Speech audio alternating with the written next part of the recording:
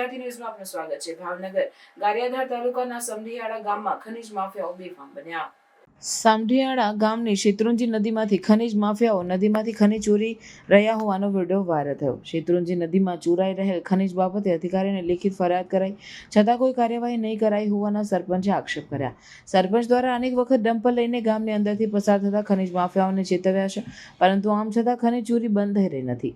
ગ્રામજનો દ્વારા શેત્રુંજી નદીમાં ચોરાઈ રહેલ ખનીજ બાબતે વિડીયો ફોટા પણ અધિકારીને આપ્યા છે, પરંતુ આમ છતાં સ્થાનિક મામલતદાર કે પછી ખનીજ વિભાગ પગલાં ભરી રહ્યું નથી તેવો આરોપ સરપંચ અને લોકો દ્વારા કરાયો।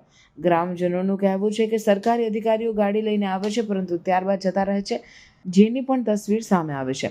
જો કે શેત્રુંજી નદીમાંથી ખનીજ ચોરાય તે કોઈ નવી વાત નથી। અવારનવાર આ પ્રકારના દ્રશ્યો સામે આવતા હોય છે। કેમેરામેન બીજલભાઈ માલકિયા સાથે રિપોર્ટર ફિરોજ મલિક, ભાવનગર।